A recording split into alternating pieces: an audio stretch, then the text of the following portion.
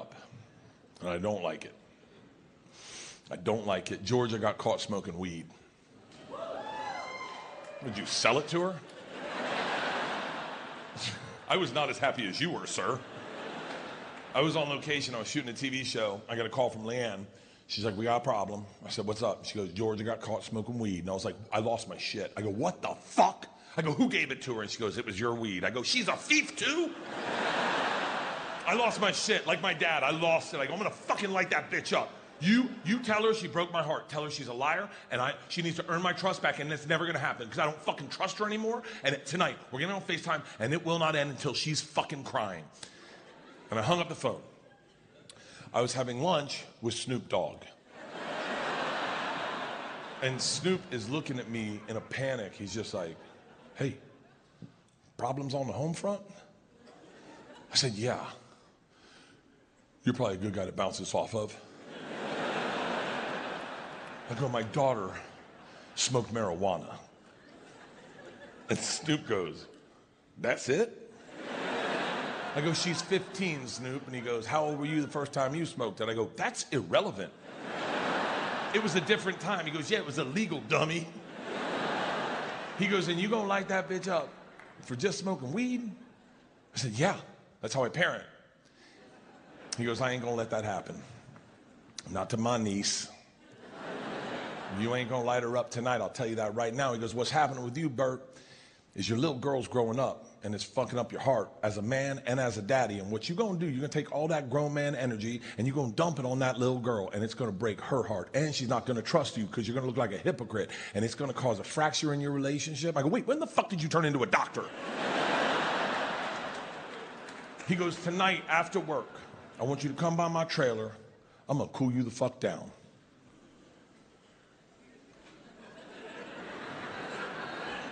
I said, well, what do you mean? He goes, you know what I mean. And so I'm just asking, and he goes, playa, and he comes in real close with that pimp drawl of his, and he goes, playa, we's gonna take a shot. I said, what the fuck did you say? He goes, bitch, you heard me, and don't tell nobody neither. And he gets up and he leaves, and I'm like, I'm not gonna invite more people to take a shower with me and Snoop Dogg. Like, what the I was in a panic. I called Leanne right back. I go, Snoop wants to shower with me. She goes, honey, he didn't say that. It's gotta be hip-hop slang. You're gonna be over at his place, there'll be some hoes, you spray champagne on them, and you'll have a better time. I was like, yeah, that's probably what it is. So I go over to his trailer, knock on the door after work, shirts off, swear to God. Opens the door, and he goes, I knew you'd show up. And it's just him in his trailer. I said, really? And he goes, yeah, white boys love this shit. Which is kind of true. We do love gay shit. Like, if I could sneak around and put my dick on his shoulder, he'd be like, got me. We love gay shit. It's our love language to our friends. It really is. Hardest I ever made Tommy laugh. Tom Segura's a disabled comedian who, yeah, I don't know if you know who he is. Disabled comedian who can't do that. Hardest I ever made Tommy laugh, I put my dick and balls in a wine glass in Hawaii and went up behind him and I went, cocktail? We love gay shit. So he's accurate. I go, hold on. I go, I really have never done this, Snoop. And he goes, bullshit. I said, well, I have in high school and in college, but I go, you do this? And he goes, yeah, sometimes with friends. I said, like, who? He goes, I did it with Dr. Dre 2 weeks ago. I was like, you and Doc, did you do it at the same time? And he goes, Bert, that's the only way to do it. What the fuck's wrong with you? He goes, I thought you were cool, Bert. And I was like, no, I'm very cool. I'm cool, and I start walking to his bathroom. And Snoop goes, where the fuck are you going? I said, I'm going to your shower. He goes, why? I said, you said we was gonna take a shower. He's like, bitch, I said we was gonna take a shot. I went, oh my God, that's so much better. No, I thought you said we were gonna take a shower, but yeah, let's take a shot. And Snoop's not laughing. He goes, no, I don't wanna take a shot no more. I think I wanna be alone right now. He goes, you came over here to shower? I said, well, it was your idea. And he goes, no, it fucking wasn't. Even if it was my idea, you showed the fuck up? I was like, well, I was really upset. He goes, wait, if I didn't stop you right now, where the fuck would you be? I said, in your shower? He said, doing what? And I said, waiting for you. Snoop Dogg reaches into his pocket, pulls out a blunt, lights it, hits it, he goes, fuck you, I know why your daughter smokes weed, Bert.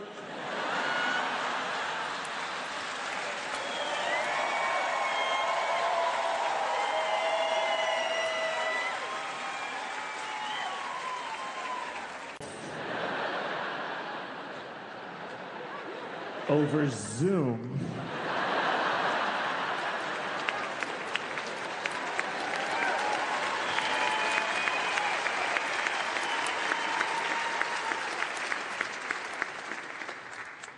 If anyone here has ever been to rehab, you probably know this, but you are not allowed to bring drugs in with you. I don't know if you all recall my first errand of the evening before my intervention, but I leave that intervention for rehab. I have a lot of narcotics on me. So back then, I was addicted to cocaine, Adderall, Xanax, Klonopin, and Percocet. Called a Providence Special. Providence, Rhode Island, for those of you around the world, is a city near here. And it's a big joke to all of us.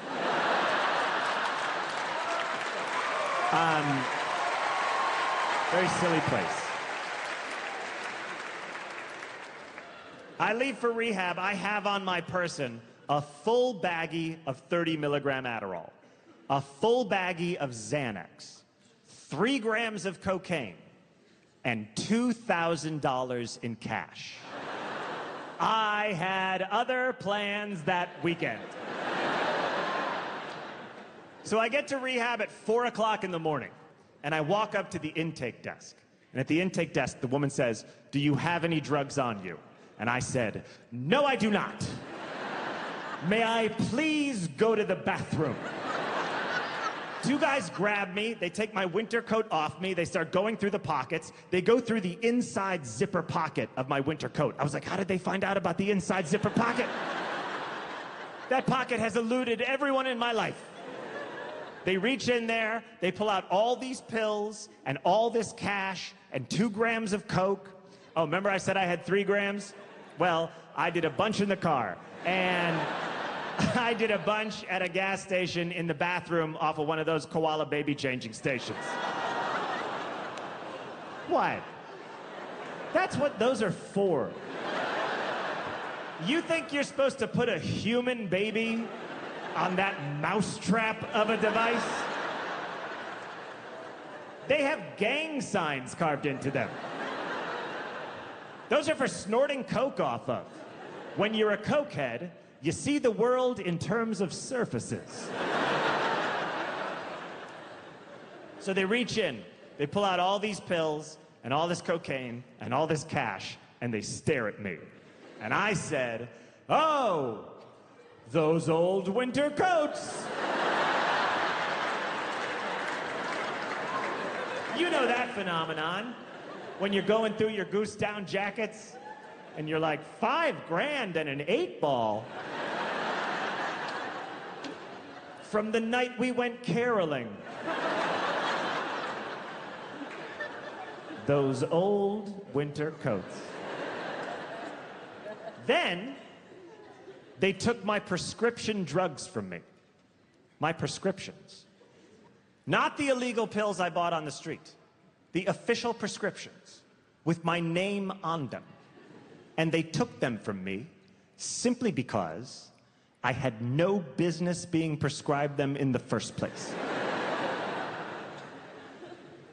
But oh, the collection I had. All the effort, all the work that went into it. Do you know how hard it is to get a doctor to write you a prescription for a pill you don't need? It's not hard. It's so easy. It's so easy. Here's what you do, or here's what I did, but don't do it, but if you did do it, it would totally work. Okay. Go on like WebMD, search doctors in your zip code, okay? And then sort the results. lowest rating to highest. You will not need to scroll far. Find the doctor in your area with the lowest number of stars. This person needs your business. Is this a bad doctor? Nay, nay. This is the best doctor. Dude. You can walk in there, and it's like Captain Phillips. You can be like, look at me. I am the doctor now. You can use their computer. Check Yahoo News or something. I had a doctor in New York City that just wrote me prescriptions. Dr. Michael. No last name. Oh, I don't mean I'm protecting his identity. He never told me his last name. Even before the pandemic, Dr. Michael worked out of his apartment on 2nd Avenue. That's odd. I'd go to see Dr. Michael, and I'd knock on his door, and he'd always answer the door like this. He'd go, "My wife Minerva is sleeping." Like, really paranoid. But he wasn't saying, "So keep your voice down." It was as if he was saying, "I didn't just kill my wife Minerva." So then we'd go into his kitchenette.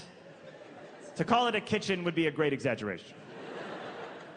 And we'd have our appointment. I'd go, "I want Klonopin." And he'd go, "Okay." And as he was writing it out on the pad and tearing it off, he'd go, "Oh, what's it for?" And I'd go, "I have anxiety." And he'd go, "Oh, then you need it." And then Dr. Michael, he'd always go, "Hey, you want a flu shot?" Aww. He wanted to be like a real doctor. I go, "No, Michael, you already gave me 2 flu shots this month, man. I feel crazy. I feel super sick." Then he'd go, "Do you want a B12 shot? You want a vitamin shot?" So he always wanted to give me a shot of some kind because he had like a thing. I mean, look, a guy named Dr. Michael that works out of his apartment is gonna have a thing. Michael's thing was he wanted guys to take their shirts off in his apartment. You're all uncomfortable now, but I'm way over it. And also, if you think this story ends with me being like, "And I said, absolutely not," you're about to be so disappointed. So we had this little, like, charade